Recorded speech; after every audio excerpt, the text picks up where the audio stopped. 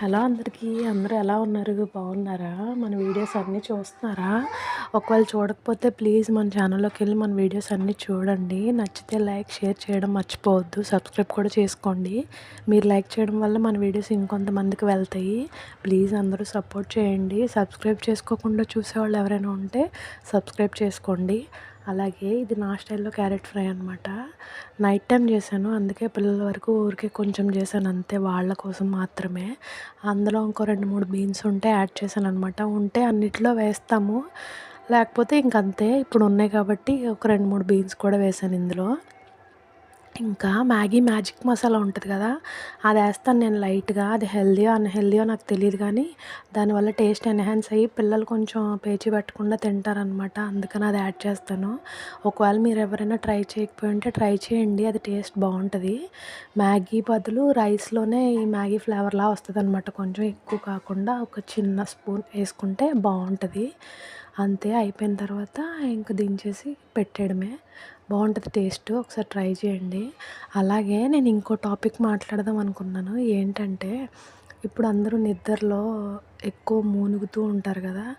అందరూ పెద్దవాళ్ళు దాన్ని గాలి పడడం, లేకపోతే బయట తిరిగి వచ్చి కాళ్ళు కడుక్కోకుండా రావడం వల్ల దెయ్యం వచ్చింది అలా చెప్తుంటారు కదా. అవన్నీ ఎంతవరకు నిజమో నాకు తెలియదు కానీ దాన్ని స్లీపింగ్ పారాలిసిస్ అంటారంట.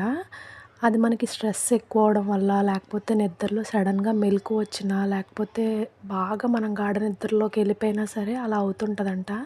ఆ స్లీపింగ్ పారాలిసిస్ మన స్లీపింగ్ టైమింగ్స్ మారడం వల్ల కానీ, లేకపోతే ఎక్కువ స్ట్రెస్ వల్ల వస్తాయంట. మనం డైలీ ఒకే టైంలో పడుకోవడం అలవాటు చేసుకుంటే అది ఉండదంట. లేదంటే 7-9 అవర్స్ ఖచ్చితంగా నిద్రపోయినా సరే అలా ఏం రాదంట. మన పెద్దవాళ్ళు మాత్రం దాన్ని బయట తిరిగి రావడం వల్ల, నిమ్మకాయ తొక్కడం వల్ల గాలి పడింది అది ఇది అని అంటారు. మా అమ్మమ్మ కూడా మాకు అలాగే చెప్పేది. మరి అందులో ఎంతవరకు ఫ్యాక్ట్ ఉందని నాకు తెలీదు కానీ నేను గూగుల్ చేశాననమాట. చేస్తే దాన్ని స్లీపింగ్ పారాలిసిస్ అంటారు అని ఉంది. దానికి మార్గాలు, అది తగ్గడానికి కూడా ఏమున్నాయంటే 7-9 అవర్స్ స్లీప్ ఉండాలి, ఎక్కువ స్ట్రెస్ ఉండకూడదు, రోజు ఒకే టైం స్లీప్ టైం అలవాటు చేసుకోవాలి అని చెప్పి ఉంది. మీకు ఎవరికైనా దాని గురించి తెలిస్తే నా కామెంట్ సెక్షన్‌లో చెప్పడం మర్చిపోవద్దు. ఇది చాలా మందికి జరిగే ఉంటది. నాకు కూడా చాలా సార్లు జరిగింది. అప్పుడు నేను మా అమ్మమ్మని అడిగాను. గాలి పడడం అలా చెప్పారు.